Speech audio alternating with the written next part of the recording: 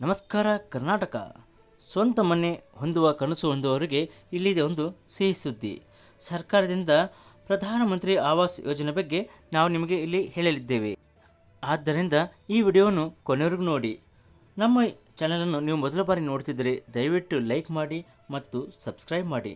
ಬನ್ನಿ, ಈಗ ನಾವು ಪ್ರಧಾನಮಂತ್ರಿ ಆವಾಸ್ ಯೋಜನೆ ಬಗ್ಗೆ ಡೀಟೇಲ್ ಆಗಿ ನೋಡೋಣ. ಪ್ರಧಾನಮಂತ್ರಿ ಆವಾಸ್ ಯೋಜನೆಯಲ್ಲಿ ಮಹತ್ವದ ಬದಲಾವಣೆಯಾಗಿದೆ. ಮೊಬೈಲ್ ಮೂಲಕವೇ ನಿಮ್ಮ ಕನಸಿನ ಮನೆಗೆ ನೀವು ಅರ್ಜಿ ಸಲ್ಲಿಸಬಹುದು. ಹೌದು, ಸ್ವಂತ ಮನೆ ಖರೀದಿಸುವುದು ಪ್ರತಿಯೊಬ್ಬ ವ್ಯಕ್ತಿಯ ಕನಸಾಗಿದೆ. ಜನರು ತಮ್ಮ ಸ್ವಂತ ಮನೆ ಖರೀದಿಸಲು ಬಹಳ ಕಷ್ಟಪಡುತ್ತಾರೆ. ಮತ್ತೊಂದೆಡೆ ದೇಶದಲ್ಲಿ ಇನ್ನೂ ಅನೇಕ ಜನರು ಆರ್ಥಿಕವಾಗಿ ದುರ್ಬಲರಾಗಿದ್ದಾರೆ ಮತ್ತು ಸ್ವಂತ ಮನೆಗಳನ್ನು ಕಟ್ಟಿಕೊಳ್ಳಲು ಸಾಧ್ಯವಾಗದ ಪರಿಸ್ಥಿತಿಯಲ್ಲಿ ಇದ್ದಾರೆ. ಅಂಥವರ ಕನಸನ್ನು ನನಸು ಮಾಡಲು ಮತ್ತು ಅವರಿಗೆ ಆರ್ಥಿಕ ನೆರವು ನೀಡಲು ಭಾರತ ಸರ್ಕಾರವು ಪ್ರಧಾನಮಂತ್ರಿ ಆವಾಸ್ ಯೋಜನೆ ನಡೆಸುತ್ತಿದೆ.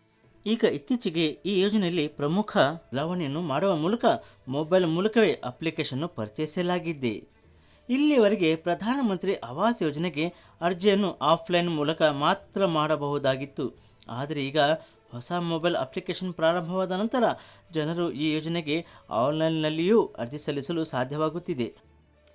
ಕೇಂದ್ರ ಸರ್ಕಾರ ಬಿಡುಗಡೆ ಮಾಡಿರುವ ಮೊಬೈಲ್ ಆ್ಯಪ್ ಹೆಸರು ಆವಾಸ್ ಪ್ಲಸ್ 2024 ಆಗಿದೆ.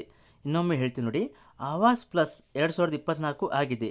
ಈ ಅಪ್ಲಿಕೇಶನ್ ಅನ್ನು ಬಳಸುವ ಮೂಲಕ ನೀವು ಈಗ ಪ್ರಧಾನಮಂತ್ರಿ ಆವಾಸ್ ಯೋಜನೆ ಅಡಿಯಲ್ಲಿ ನಿಮ್ಮ ಮನೆಗಾಗಿ ಸುಲಭವಾಗಿ ಅರ್ಜಿ ಸಲ್ಲಿಸಬಹುದು. ಮತ್ತು Awas plus 2024 application Google play ಸ್ಟೋರ್ನಲ್ಲಿ ಲಭ್ಯವಿದೆ ಮತ್ತು ಈ ಅಪ್ಲಿಕೇಶನನ್ನು ಪ್ಲೇಸ್ಟೋರ್ನಿಂದ ನೀವು ಡೌನ್ಲೋಡ್ ಮಾಡಬಹುದು.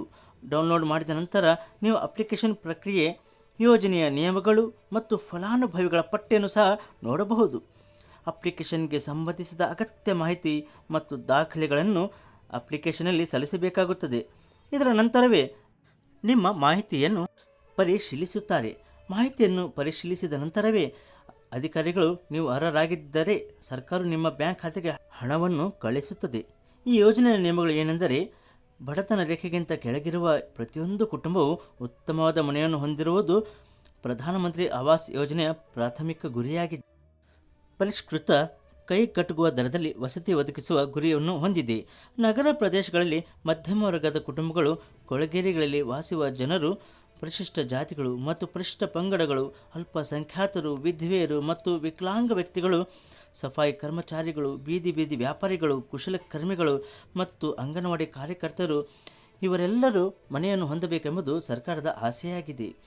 ಮತ್ತು ಪ್ರಧಾನಮಂತ್ರಿ ಆವಾಸ್ ಯೋಜನೆಯ ಅಡಿಯಲ್ಲಿ ಸಹಾಯಕ್ಕಾಗಿ ಅರ್ಹತೆ ಪಡೆಯಲು ಅರ್ಜಿದಾರರು ದೇಶದಲ್ಲಿ ಎಲ್ಲಿಯೂ ಪಕ್ಕಾ ಮನೆ ಹೊಂದಿರಬಾರದು. ಜೊತೆಗೆ ಅಗತ್ಯ ದಾಖಲೆಗಳನ್ನು ಸಲ್ಲಿಕೆ ಮಾಡುವ ಮೂಲಕ ನೀವು ಈ ಸರ್ಕಾರದ ವಿಶೇಷ ಪ್ರಯೋಜನ ಪಡೆಯಬಹುದು. ಇನ್ನೊಮ್ಮೆ ಹೇಳುತ್ತೇನೆ, ಪ್ರಧಾನಮಂತ್ರಿ ಆವಾಸ್ ಯೋಜನೆಯಲ್ಲಿ ಸ್ವಂತ ಮನೆಯನ್ನು ಹೊಂದಿರಬಾರದು ಅಥವಾ ಯಾವುದೇ ಕಟ್ಟಡವನ್ನು ಹೊಂದಿರಬಾರದು. ಅಂಥವರು ಮಾತ್ರ ಅರ್ಹರೆಂದು ಸರ್ಕಾರವು ಸೂಚಿಸುತ್ತದೆ. ನಮ್ಮ ಈ ವಿಡಿಯೋ ಇಷ್ಟವಾದಲ್ಲಿ ದಯವಿಟ್ಟು ಲೈಕ್ ಮಾಡಿ ಮತ್ತು ಸಬ್ಸ್ಕ್ರೈಬ್ ಮಾಡಿ.